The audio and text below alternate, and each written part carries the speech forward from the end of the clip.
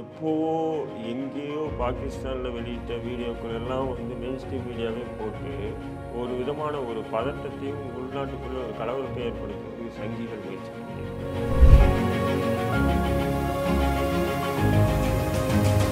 எந்த செய்தி இராணுவமோ அல்லது உள்துறை செயலாளரோ வெளியிடுறதை தவிர இந்த போர் சம்பந்தமான எந்த செய்திகளும் எந்த ஊடகத்திலும் வரக்கூடாது. அப்படி ஒரு ஸ்ட்ரிக்ட் ஆர்டர் போடுங்க. நான் எதிர்ப்பு தெரிவிக்கல செய்திங்க. இல்லை அதுதான் கேட்குறேன். இல்லை நான் எதிர்ப்பு இல்லை நான் என்ன கேட்குறேன், எனக்கு தான் ஒரு எங்கள் எல்லாருக்கும் வருதுன்னா இது பாகிஸ்தான் ஒரு சந்தேகம். நீங்கள் என்ன பண்ணுறீங்கன்னா, நீங்கள் இப்போ போர் நடக்குது, பாகிஸ்தானுக்கு ஆதரவா இந்தியாவுக்கு ஆதரவா, பாகிஸ்தானுக்கு ஆதரவா இந்தியாவுக்கு ஆதரவா, யாராவது பாகிஸ்தானுக்கு ஆதரவு தெரிவிப்பாங்க. நல்லா புரியுது.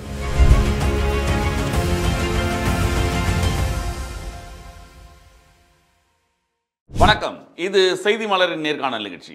இன்றைய நிகழ்ச்சியில் கலந்து கொண்டு தன்னுடைய கருத்துக்களை தெரிவிப்பதற்காக இந்திய தேசிய லீக் கட்சியினுடைய தலைவர் தடா ரஹீம் அவர்களை சந்திக்கவிருக்கிறோம். வணக்கம். வாங்க.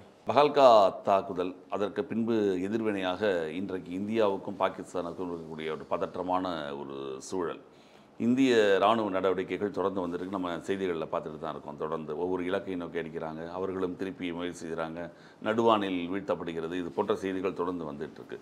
இந்த ஒரு பதற்றமான ஒரு போர் சூழலை நீங்கள் எப்படி பார்க்குறீங்க?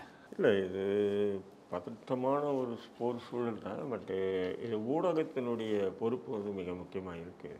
ஏன்னா ஊடகங்கள் நினச்சா எப்படி ஒன்றாலும் விஷமத்தை கக்கி ஒரு இங்கே உள்நாட்டு கலவரத்தையே ஏற்படுத்துவாங்க. அப்படி தான் ஒரு சூழல் இருக்குது. நான் என்ன சொல்கிறேன், என்ன இருக்கோ யதார்த்தத்தை வந்து செய்திகளை வந்து போடணும்.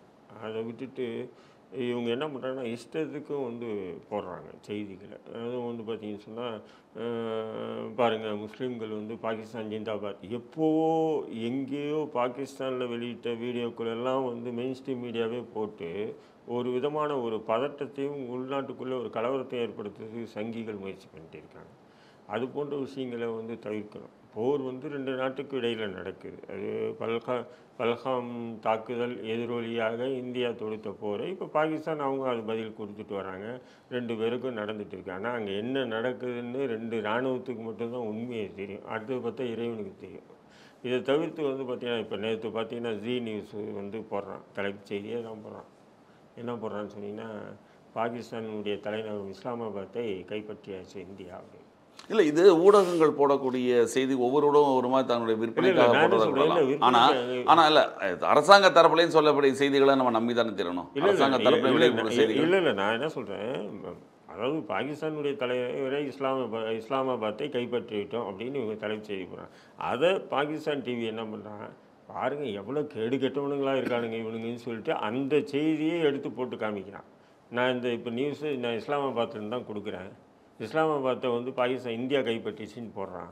இப்படியாப்பட்ட ஊடகங்களை வச்சுக்கிட்டு மோடி வந்து ஒரு பொய் பிரச்சாரம். அப்போது ஒட்டுமொத்த இந்தியாவுக்கு உண்டான அவப்பேராக ஏற்படுது இல்லையா? நீங்கள் அந்த பார்வையோடு பார்க்கணும். புரியுதுங்களா உங்களுக்கு? இல்லை, நீங்கள் இதில் மோடின்ற ஆளை, நீங்கள் ஏன் மோடின்ற ஒரு பிரதமர், ஒரு கட்சி, இது இந்தியாவுன்ற ஒரு அரசாங்கம் இருக்குது, அதை விட்டு நீங்கள் பிஜேபின்ற ஒரு பார்வையை நீங்கள் பார்க்குறீங்களே, ஏன் இது? இல்லை, நான் பார்க்கல.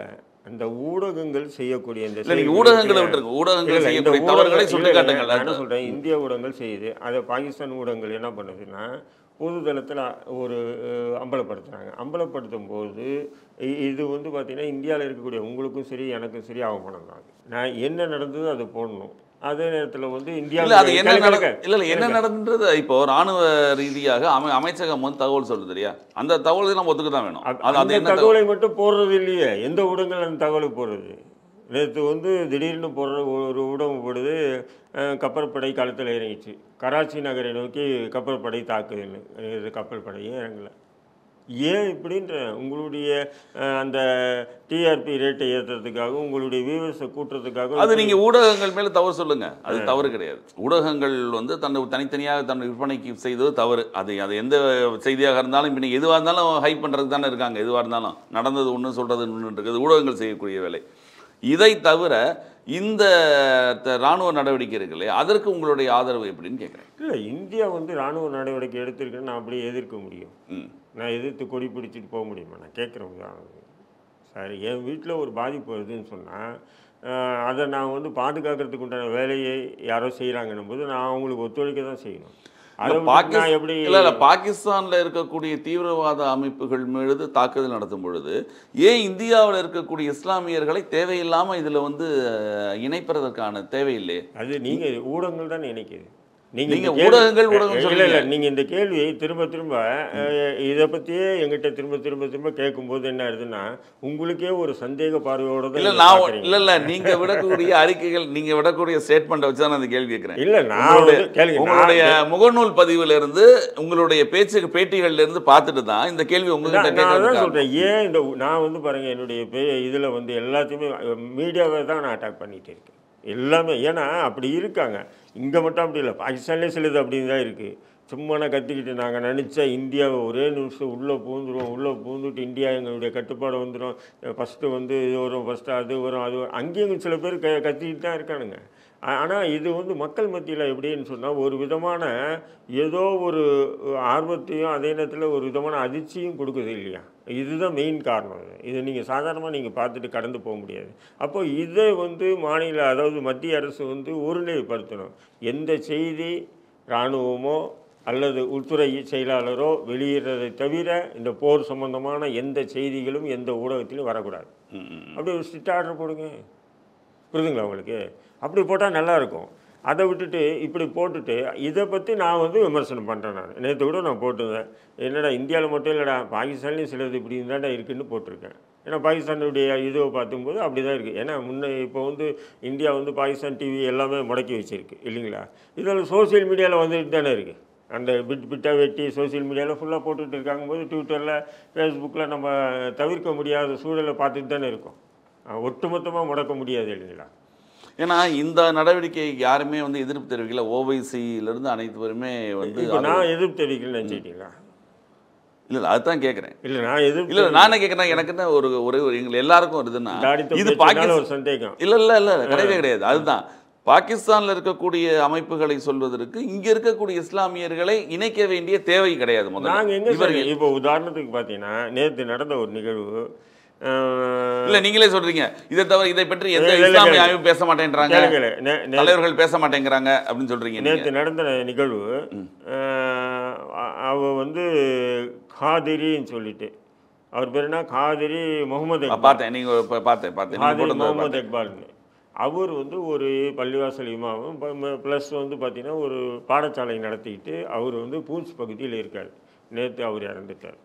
இறந்த உடனே அத்தனை ஊடகங்களும் மெயின் ஸ்ட்ரீம் மீடியா ஆஸ்தக் டைம்ஸ்னவங்க சாதாரண நினைக்கிறேன் மெயின் ஸ்ட்ரீம் மீடியா எல்லாமே என்னென்னா லஷ்கர் தொய்பாவுடைய காஷ்மீர் கமாண்டர் காலி இறந்தார். அப்போது அவர் இறந்தது ஒரு அப்பாவி. அதையும் கூட நீங்கள் இந்தியன்னு அவனை பார்க்கல, நீங்கள் அவனை தீவிரவாதியாக தானே பார்க்குறீங்க. சொல்லுங்கள்.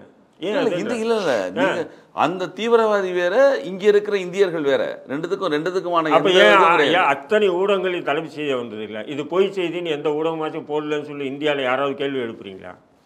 நீங்கள் இந்த தவறுகளை பண்ணிவிட்டு நீங்கள் என்ன பண்ணுறீங்கன்னா, நீங்கள் இப்போ போர் நடக்குது, பாகிஸ்தானுக்கு ஆதரவா இந்தியாவுக்கு ஆதரவா, பாகிஸ்தானுக்கு ஆதரவா இந்தியாவுக்கு ஆதரவா, யாராவது பாகிஸ்தானுக்கு ஆதரவு தெரிவிப்பானா? நல்லா புரிஞ்சுங்க. ஆனால் என்னுடைய பார்வையில் இந்த போரே தவிர்க்கப்பட வேண்டிய போர். அந்த தான் கேள்வி. இந்த போர் தவிர்க்கப்பட வேண்டியதுன்னு சொல்றவங்களுக்காக ஒரு கேள்வி. இந்திய பாதுகாப்புக்கு அச்சம் இருக்கும் பொழுது ஒரு அரசாங்கம் நடக்கும் நடவடிக்கை போர்ன்றது சரிதானே? எங்க இந்தியா பாதுகாப்புன்னு சொன்னீங்கன்னா புல்வாமா தாக்குதலை பற்றி நீங்கள் பேச மறுக்கிறீங்க. என்ன உங்களுக்கு யார் பேசல? அது இல்லை புல்வாமா தாக்குதல் வந்து மோடிஜி தான் நடத்தினாருன்னு சொல்லிட்டு இப்படி ஒரு கருத்து சொல்றீங்க. இதுக்கான ஆதாரம் என்ன? ஆதாரம் இல்லாமல் என்ன எத்தனை கருத்துக்கள்? இது என்னுடைய கருத்து இல்லைங்க. மோடிஜி தான் நடத்தினாருன்றது என்னுடைய கருத்து இல்லை. நல்லா புரிஞ்சுங்க. சத்தியமா என்னுடைய கருத்து இல்லை. அந்த நேரத்தில் காஷ்மீர் ஆளுநர் இருந்த சத்யபால் அந்த ஆளுநர் யார் நியமித்த ஆளுநர்? காங்கிரஸ் பாஜக. அவர் காங்கிரஸ் போட்டவர் சார். நீங்க அவர் காங்கிரஸ் இல்ல. அவர் நல்லா புரிஞ்சுங்க. அவர் பாஜக நியமனம் பண்ணது. அவர் காங்கிரஸ் போட்டு அவர் வெளியில் அவர் ஆளுநராக இருக்கும்போது ஒன்று சொல்லலை. ஆளுநரை விட்டு வெளில வந்ததுக்கு அப்புறம் தான் சொன்னாரு. கேளுங்க, நல்லா புரிஞ்சுங்க. அவர் பாஜகவால் நியமிக்கப்பட்ட ஆளுநர். நல்லா இது புரிஞ்சுங்க. அவர் ஆளுநராக இருக்கும்போது அதை சொல்லலைன்னே. ஆளுநர் பதவி போனதுக்கு அப்புறம் சொன்னார். ஆளுநராக இருந்தவருங்க. ஆளுநராக இருந்தவர் இன்னைக்கு பொது தளத்தில் 100க்கும் மேற்பட்ட வீடியோக்களை வெளியிட்டுக்கிட்டு வந்தோம்னா இருக்காரு. அவருக்கு எதிராக பாஜக இந்த வழி வாய் திறக்கவே இல்லை, அமைதி காக்க. என்ன காரணம்? அது மட்டும் இல்லை, இராணுவ வீரர்கள் சொல்கிறாங்க இங்கே இருந்த செக் போஸ்ட்டுகள்லாம் நீக்கி இந்த புல்வாமா தாக்குதலுக்கு அரசு முக்கிய காரணம்னு சொல்கிறாங்க. அப்போ அந்த புல்வாமா தாக்குதலுக்கு முன்னாடி வந்து பார்த்தீங்கன்னா இல்ல அவர் சொல்ற அது அதற்கான ஆதாரமே யாரும் கொடுக்கலையே. எதுக்கு அதற்கான ஆதாரம் என்ன? இப்போ யாரோ ஒரு போற போக்கில் ஒன்று சொல்றோம்னு வச்சுங்க. இப்போ நம்மளே சொன்னோம் பகல்காம் தாக்குதலுக்கு காரணம் இவங்க தான் அப்படின்னு சொல்லிட்டு போலாம். சரிங்க, நான் என்ன சொல்கிறேன், நீங்கள் வந்து என்ன பண்ணணும்னு சொன்னால், நீங்கள் வந்து சத்யபால் சிங் மாலிக் மீது ஏன் நடவடிக்கை எடுக்கல? நான் கேட்குறேன் உங்கள்கிட்ட. நடவடிக்கை எடுக்காததுனால இவங்க தான் அப்படின்னு சொல்றீங்க நீங்களே. ஏன் சார் எடுக்கல? ஏங்க பெரிய குற்றச்சாட்டுங்க. ஒரு நாட்டினுடைய பிரதமர், அவர் அந்த பிரதமர் மீதே இந்த இராணுவ வீரர்கள் கொல்லப்பட்டதுக்கு குற்றம் சாட்டுறாரு. அதை நீங்கள் வந்து சாதாரணமாக கடந்து போக முடியுமா? சரி, அதையும் கூட விடுங்க. நீங்கள் சொன்ன மாரி வந்து அவர் ஆளுநராக இருந்துட்டார், அதுலேருந்து விலைக்கு வந்தார், ஏதோ கோபத்தில் பேசுகிறாருன்னு சொல்லி விட்டு போயிடலாம். மகாராஷ்டிராவில் ஸ்பெஷல் டீம் வந்து அர்ணா கோசாமியை கைது பண்ணுது. அர்ணா கோசாமி கைது பண்ணி அவருடைய செல்ஃபோனை கைப்பற்றி அதுலேருந்து கான்வர்சேஷன், அதாவது பாபா அணு ஆராய்ச்சி மையத்தினுடைய முன்னாள் தலைவர் குப்தாவும் அர்ணா கோசாமியும் புல்வாமா தாக்குதலுக்கு ஒரு வாரத்துக்கு முன்னாடி பேசிட்டு இருந்த கான்வர்சேஷன் கைப்பற்றினாங்க. எல்லா ஊடகத்திலும் வந்து தான் நீங்களும் பார்த்துருப்பீங்க. எல்லா ஊடகத்தையும் வந்து நீங்களும் பார்த்துருப்பீங்க. அர்ணா கோசாமி பிஜேபி தானே? பிஜேபி இல்லை, அண்ணா பிஜேபின்னு எப்படி சொல்ல முடியும் நீங்கள்? அதை அவரை எப்படி அவர் ஊடகவியலாளர் எப்படி கார்த்திக்? இல்லை, அவர் ஊடகவியலாளர் தானே. அவர் ஊடகம் வச்சிருக்காரு. ஊடகவியலாளர் இருந்தாலும் 99.9 விழுக்காடு பிஜேபிக்கு ஆதரவு. ரிப்பப்ளிக் டிவினாலே உங்களுக்கு அதுதான் இல்லை, நான் அதுன்றது இல்லை. நீங்கள் அவருடைய டைம்ஸ் நவுலேருந்து நம்ம பார்த்துட்டு வரோம் இல்லைங்களா? அப்போ அவருடைய கான்வர்சேஷனை நீங்கள் சாதாரணமாக ஏன் அதை ஒரு பொதுத்தளத்தில் எடுத்துன்னு விவாத பொருள் ஆக்கலை? புரியுதுங்களா? அப்போது இது போல் சூழ்ச்சிகள் கூட பகல்காம் தாக்குதலில் இருந்திருக்கலாம். இப்போ சொல்லும்போது இப்போ இதோட சேர்த்து நீங்கள் பகல்காம் தாக்குதலே அவங்க செய்யலைன்னு சொல்கிறீங்களா? அந்த தீவிரவாத அமைப்புக்கு செய்யலைன்னு சொல்லி வரீங்களா? ஏங்க, நீங்கள் புல்வாமா தாக்குதலை யாரை கைது பண்ணீங்க? யாரை நீதி முன் நிறுத்தினீங்க? யாரை தண்டிச்சிங்க? யார் மீது குற்றப்பத்திரிக்கை தாக்கல் பண்ணீங்க? ஏதாவது ஒரு தகவல் உங்களுக்கு தெரியுமா? இல்லை, இப்போ நீங்கள் பகல்காம் தாக்குதலை பற்றி பேசுகிறீங்களா? இல்லை, நான் தான் புல்வாமா பற்றி எதுனா தெரிஞ்சதா? இல்லை, அதே மாதிரி தான் இப்போ பகல்காமில் நேரடியாக அந்த அவங்க இறந்து போன பாடியை வச்சுட்டு அந்த அம்மா அவங்க இறந்து போன மனைவி அழுகிறது, அவங்க பேட்டி எல்லாம் வந்தது. ஆனால் ஒரு சில பேர் என்ன பண்ணாங்கன்னா இது எல்லாமே பொய் அப்படின்னு சொல்ல ஆரம்பிச்சிட்டாங்க. அவங்க அது உண்மை, நடந்தது உண்மை தானே, சொன்னது உண்மை தானே. நானும் இருக்கேன், செத்தது உண்மை, தாக்குதல் நடந்தது உண்மை, தாக்கினது அந்த லஷ்கர் தொய்பாவோட அமைப்புன்றது உண்மை. அவங்களே ஒத்துக்கலையே, நீங்க எப்படி அவங்களுக்கு? அவங்க பொறுப்பேற்றிருக்காங்களே, அந்த டிஆர் அவங்களோட லஷ்கர் தொய்பா பொறுப்பேற்றிருக்காங்க. பாகிஸ்தான் பொறுப்பேற்கல, அந்த அமைப்பு பொறுப்பேற்றினாங்கல்ல சார். அவங்களே சொல்லிட்டாங்க இது இந்தியாவில் நடந்த ஒரு சதியை எங்கள் மீது பழி சுமத்துறாங்கன்னு சொல்லியிருக்காங்க. இல்லை, இப்போ இந்தியாவில் இருக்கக்கூடிய நீங்கள் என்ன சொல்ல வரீங்கன்னா பிஜேபிக்காரங்களே சேர்ந்து அந்த மாதிரி நடத்துனாங்கன்ற? நான் அப்படி சொல்ல வரல. ஆனால் அந்த தாக்குதல் அதாவது காஷ்மீரை பொறுத்தவரையும் மற்ற மாநிலங்கள் மாதிரி இல்லை சார். அங்கே வந்து இந்தியாவுக்கு ஆதரவான ஒரு போராட்ட குழு இருக்குது, அதாவது உங்கள் பாஷையில் தீவிரவாதி குழு இருக்குது. பாகிஸ்தானுக்கு ஆதரவான ஒரு தீவிரவாத குழு இருக்குது. சீனாவுக்கு ஆதரவான தீவிரவாத குழு இருக்குது. இதுங்கெல்லாம் ஒன்றே வேண்டாம், எனக்கு தனிநாடு வேணும்னு சொல்கிற ஒரு குழுவும் இருக்குது. புரியுதுங்களா? இந்த 4 விதமான குழுக்கள் மாறி மாறி மாறி அங்கே சண்டை போட்டுட்டு இன்றைக்கி நேரத்தில் இந்தியா சுதந்திரம் அடைஞ்சு எப்போ காஷ்மீர் வந்து அந்த ஒரு உடன்படிக்கையோடு இங்கே வந்ததோ அன்னிலிருந்து இன்ன வரையிலும் நடந்துட்டு வரக்கூடிய ஒரு நிகழ்வு. நீங்கள் மற்ற மாநிலங்களோடு ஒப்பிட்டு பார்க்க முடியாது. புரியுதுங்களா? அந்த காஷ்மீரில் வந்து கொஞ்சம் வந்து ஆசாத் காஷ்மீராக பாகிஸ்தான் வச்சுருக்கான், கொஞ்சம் லடாக் பகுதியில் வந்து சீனா வச்சுருக்கான், மீதி இந்தியா வச்சிருக்கா இல்லைங்களா? அந்த பிரச்சனையை நீங்கள் வந்து இந்து முஸ்லீம் பிரச்சனையாக பார்க்குறீங்க. இது இந்து முஸ்லீம் பிரச்சனையை யாரும் பார்க்கல. இதுதான் இல்லை கார்த்திக் சார், இது இந்து முஸ்லீம் பிரச்சனையா மாற்றத்துக்கு பாஜக ஏற்பாடு பண்ணிருக்கு. அதாவது பாகிஸ்தானுக்கும் இந்தியாவுக்கும், பாகிஸ்தானியர்களுக்கும் இந்தியாவுக்கும் இருக்கும் பொழுது இதில் நடுவில் இஸ்லாமியர்கள் வந்தாங்கன்னு கேட்குறேன். இதில் இஸ்லாமிய அவங்க பாகிஸ்தானில் இருக்கிறவங்க, அவங்களுக்கு இங்கே இருக்கிற இஸ்லாமிய என்ன சம்பந்தம்? ஒரு சம்மந்தம் இல்லை, உண்மை தானே அது. அப்போது பாகிஸ்தான் குண்டு போடுறாங்க, அவன் இந்தியன் தானே. பாகிஸ்தான் குண்டு போட்டு இங்கே சாவரம் வருதான், அவனை இந்தியன்னு சொல்லி எழுதுறதுக்கு உங்களுக்கு ஏன் மனசு குறிக்குது? யார் இங்கே செஞ்சாரான்? அவன் பாகிஸ்தான் யார் செத்தாலுமே இந்தியர் தானே. இங்கே இந்தியர் தானே. அந்த பகல்காம் தாக்குதலில் ஒரு குதிரை ஏற்ற அவர் தான் உள்ளூர்காரங்க தான் உதவி பண்ணாங்க. அவங்கள யார் இஸ்லாமியரா பார்த்து? பாகிஸ்தான் அத்துமீறி சுடுறாங்க. சுடும்போது பூஞ்ச் மாவட்டத்தில் ஒரு பள்ளி ஆசிரியர் ஒரு ஸ்தாபகர் அவர் கொல்லப்படுறார், காதிரி இக்பால்னு சொல்லிட்டு. ஆமாம், இப்போ நீங்கள் சொல்கிறீங்க அதை. அத்தனை ஊடகங்களும் அவர் லஷ்கர் தொய்பானுடைய கமாண்டோன்னு போடுறான். என்ன சொல்லுவீங்க? அப்போது இந்தியாவில் இருக்கக்கூடிய முஸ்லீம்கள் இருந்தாலும் தீவிரவாதிகள், நீங்க அப்படின்ற ஒரு கண்ணோட்டமே நீங்க தான் சொல்றீங்க. இங்க இருக்கிறவங்க யாரும் சொல்லலையே. நான் சொல்றேனா என்ன இல்ல இல்ல அதைத்தான் சொல்றேன். அதாவது நீங்க இவர்களையும் அவரும் இணைக்காதீர்கள் தான் இருக்கிறவங்க சொல்றாங்க. இந்தியாவில் இருக்கக்கூடிய இஸ்லாமியர்களுக்கும் பாகிஸ்தான்ல இருக்கக்கூடிய சம்பந்தமே கிடையாது. ஆஸ்தக், மராகயா, முகமது இக்பால் யாருன்னு சொன்னால் இவன் வந்து லஷ்கர் தொய்பா, அதாவது 2019 வந்து புல்வாமா தாக்குதலுக்கு மூல காரணமா போடுறாங்க. யார் ஆஸ்தக் சாதாரணமான ஊடகமா? நான் தான் சொல்றேன், நீ ஊடகத்துக்கு மேல இருக்க குறை சொல்வது உரிமை, அதை நான் சொல்லவே இல்லை. டைம்ஸ் நவ் பாருங்க, அப்புறம் வந்து ரிபப்ளிக் டிவி பாருங்க சார்.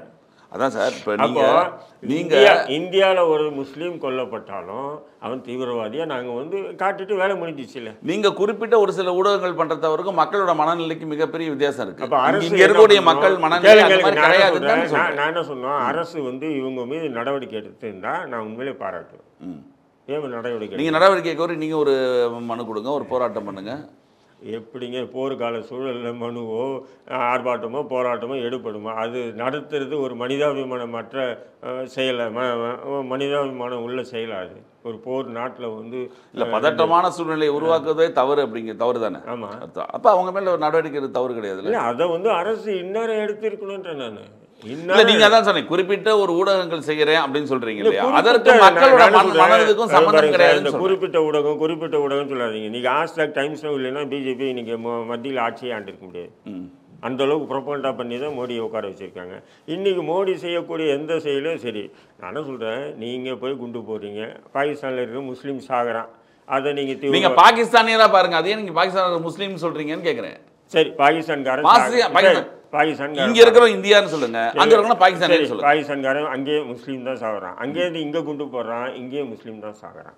ஆனால் இங்கே இருக்கிற முஸ்லீமை உட்கார வச்சுட்டு நீங்கள் கேள்வி கேட்குறீங்க. இந்த இந்தியா பாகிஸ்தான் இப்போ போர் நடக்குது, நீங்கள் இந்தியாவுக்கு ஆதரவா பாகிஸ்தானுக்கு ஆதரவான்னு கேட்குறீங்க. நீங்கள் ஊடகங்கள் சொல்கிறாங்க. அப்போ இப்போ எப்படி இருக்குன்னா, ரெண்டு தரப்புலையும் கொல்லப்படுவது இஸ்லாமியர்களை தான் தீவிரவாதியா பயங்கரவாதியா நாங்கள் வந்து பார்வையே கொண்டு போவோம் அப்படின்றது. அப்படி பார்க்காத நீங்கள் அந்த மாதிரி நீங்கள்லாம் ஆக்குறீங்க அப்படின்ற ஒரு சந்தேகம் எல்லாருக்கும் இருக்குல்ல. இது தேவையில்லைன்ற நான் தான் சொல்கிறேன். பாகிஸ்தானுக்கு பாகிஸ்தான்காரங்க, இந்தியாவுக்கு இந்தியாக்காரங்க. நீங்க அதுலயே இஸ்லாமியர்களா பிரிச்சு பாக்குறீங்கன்னு நான் பாக்குறேன். இங்க இருக்கிற நிறைய பாக்குறாங்க. இல்ல, நீங்க அதான் தவறு பண்ணி பாக்குறாங்க நீங்க நினைச்சுக்கிறீங்க. ஆனா எத்தனை பேர் பாக்குறாங்க தெரியாது. என்னுடைய நீங்க அதுல இருக்கிறது எல்லாமே நீங்க ஊடகங்கள் சொல்றதையே நீங்க காமிக்கிறீங்க. நான் இதுல சொல்றேன், நான் சோசியல் மீடியால ஏதாவது பதிவு பண்ணி இது பாகிஸ்தானுக்கு ஆதரவா இந்தியாவுக்கு எதிராக போட்டு இருக்கேன் சொல்லுங்க. நான் இங்கே பாகிஸ்தானுக்கு ஆதரவாக நீங்கள் போட்டிங்கன்னு சொல்லவே இல்லை. இப்போது இதுக்கு நான் ஒரு முன்னாள் ஒருத்தர் எடுத்தோம், அவர்கிட்ட தான் கேட்டான். என்ன கேட்டேன்னா, நீங்கள் இந்த சூழலை எப்படி பார்க்குறீங்கன்னா உங்களுடைய நீங்கள் வந்து தனிப்பட்ட நபர் கிடையாது, நீங்கள் ஒரு கட்சியோட தலைவர். உண்மையிலே ரெண்டு விதமான பார்வை இருக்குது இப்போ நடக்கிற போர். ஒன்று இந்தியா பாகிஸ்தானுக்கான போர், இன்னொன்று பாஜக பாகிஸ்தானுக்கான போரா பாஜக சித்தரிக்கு. அது அவங்களுடைய தனிப்பட்ட தப்பா, அது நீங்கள் தவற சுட்டி காட்டலாம்.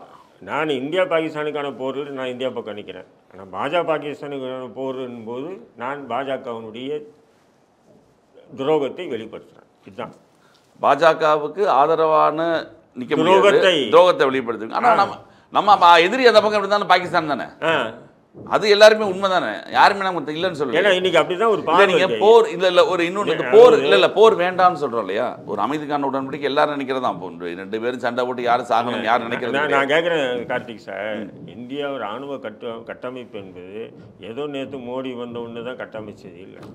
ஒரு 60 ஆண்டுகளாக கட்டமைச்சு அவங்களுடைய இது வந்து மிக பிரம்மாண்டமாக இன்னைக்கு இருக்கு. அதுக்கு வந்து நீங்கள் இப்போ தலைவராக இருக்கீங்கன்றதுக்காக அத்தனை ஊடகங்களும் மோடி இராணுவம் தானே போடுறாங்க. அவங்கள கூப்பிட்டு வச்சு ஏன் நீ மோடி இராணுவம் போடுற, இந்திய இராணுவம் போடுறதுக்கு எனக்கு உனக்கு என்ன அருகதை இல்லை? இந்திய இராணுவம் தான் போடணும், மோடி இராணுவம் போட்டால் தவறு தான். போடுறாங்களே பிஜேபி எல்லாம் இப்படி போடுறாங்க. பிஜேபிக்காரங்க அவன் அப்படி தானே சார் போடுவான். நீங்கள் இருக்கிற எல்லாருமே பிஜேபி, இந்தியாவில் இருக்க அத்தனை பேர் பிஜேபியா கிடையாதுல்ல. உங்களுடைய பார்வையில் நீங்கள் சொல்கிற வார்த்தை அத்தனை பேர் சங்கியா கிடையாதுல்ல. எத்தனை மைனாரிட்டி கவர்மெண்ட் தான்.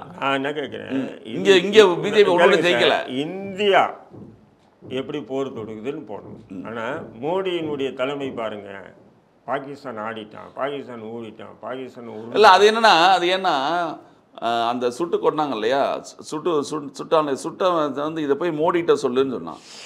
அதனால மோடி சொல்லிட்டாங்கன்னு சொல்கிறாங்க இவங்க. அதை கூட சித்தரிக்கப்பட்டது தானே.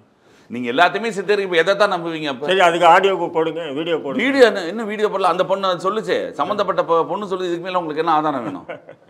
அந்த வீடியோ நீங்கள் பார்க்கலையா? அதுவும் ரிபப்ளிக் டிவியில் வந்து, அது ரிபப்ளிக் எல்லா டிவியிலும் வந்து சார். நீங்கள் உடனே ரிபப்ளிக் டிவியில் மட்டும் சொல்லிருக்கீங்க. பரவாயில்லையா, திறமையாக போடுறீங்க.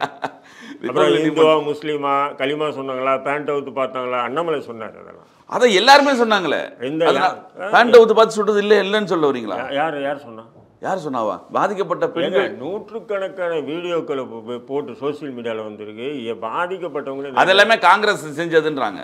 காங்கிரஸ் உருவாக்கப்பட்ட போலியான வீடியோக்கள். அப்போ இது பாஜக உருவாக்க இல்லை, நேர அந்த சம்பவம் நடந்த உடனே இல்ல சம்பவம் மறுநாளே எல்லா சேனல்லையும் வருது. அவங்க பேட்டி கொடுக்குறாங்க. யார் அந்த இடத்துல இருக்கிற பாதிக்கப்பட்ட பெண்கள் இந்த மாதிரி தான் செஞ்சாங்கன்றாங்க. நீங்க மட்டும் தான் இல்லைன்னு சொல்லுங்க. எப்படி இல்லைன்னு சொல்லுங்க? பெண்ணும் ஒரு இன்டர்வியூக்கு முன்னாடி நின்று சொல்லலையா?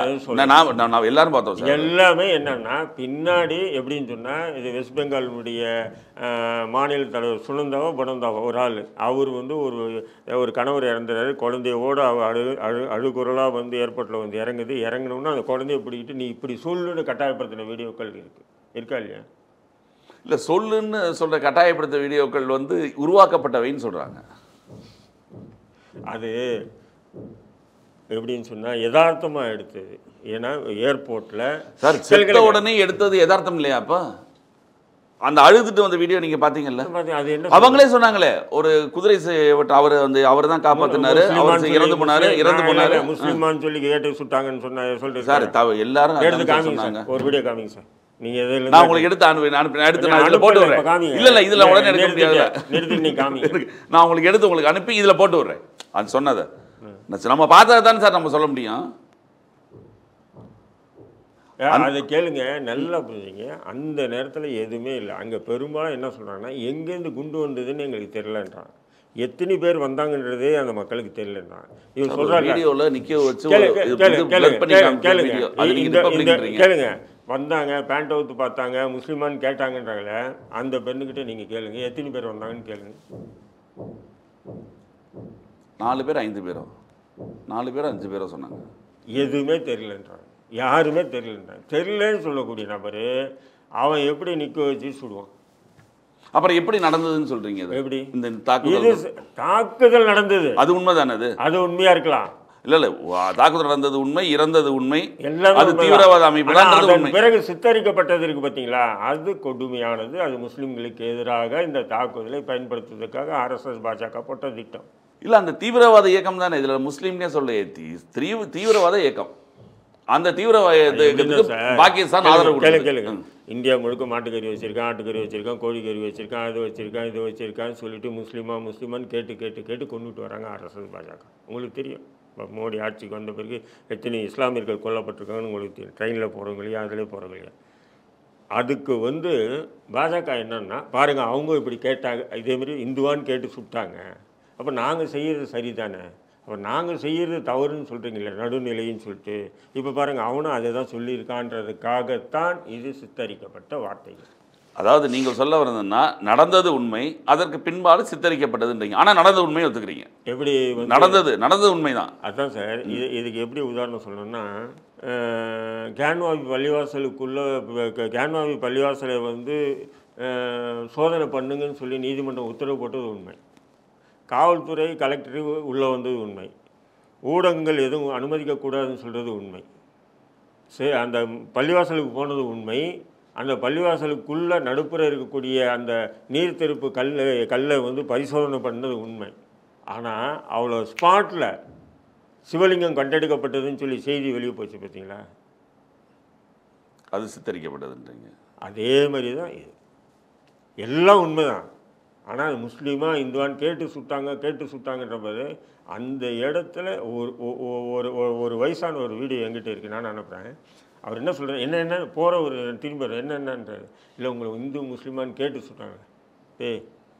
அவங்க தான் எங்கேருந்து சுட்டாங்கன்னு தெரியல, இந்து முஸ்லீமான்னு கேட்குற, எங்கேருந்து சுட்டாங்கன்னு எங்களுக்கு தெரியல போடா அப்படின்ட்டு போகிறார் வயசானவர். ஒரு ஊடகவியலில் கேட்குறான், எங்கேருந்து சுட்டாங்கன்னு தெரியலன்றான். அத்தனை வீடியோக்கள் வந்து நீங்கள் அந்த மாதிரி வீடியோக்களையும் அனுப்புங்க, நம்ம இருக்கிற வீடியோ அனுப்புவோம். அதில் என்னன்னு பார்க்கலாம், தவறு கிடையாது. பார்த்தானே தெரியும். ஒருவேளை தவறாக இருந்தால் தவறுன்னு சொல்லலாம்ல, அதுக்கு தான். இது வந்து ஒரு கொடூரமான செயல். இந்த செயலை யார் செஞ்சாலும் சரி பொதுமக்கள் முன்னாடி வந்து கூட்டி வச்சு எனக்கு தண்டனை கொடுன்னா கொடுப்பேன் நான். ஏன்னா ஒரு கபுள்ஸ் ஏதோ வந்து அவங்க வந்து உல்லாசமாக ஜாலியாக இருந்துட்டு வரத்துக்கு போகிறாங்கன்னும் போது அவங்க நிராயுதபாணியாக இருக்கக்கூடிய அந்த மக்களை கொண்டுன்றது வந்து நிச்சயம் ஏற்றுக்க முடியும். அவர்களுக்கு கடுமையான தண்டனை கொடுக்கலாம் மாட்டுக்கிறது. பட் அந்த தண்டனை கொடுக்கலான்னு சொல்லிட்டு இந்த அரசியல் ஆதாயத்துக்காக பாஜக சில வேலைகள் செஞ்சது பார்த்தீங்களா, இது வன்மையாக கண்டிக்க வேண்டிய ஒரு விஷயம். கண்டிப்பாக. மிக்க நன்றி. இதை பற்றிய உங்களுடைய பார்வை, உங்களுடைய கருத்துக்களை எங்களுக்கு பகிர்ந்ததுக்கு மிக்க நன்றி. நிகழ்ச்சியில் வந்து கலந்து கொண்டு தங்கள் மேலான கருத்துக்களை தெரிவித்ததற்கு நன்றி.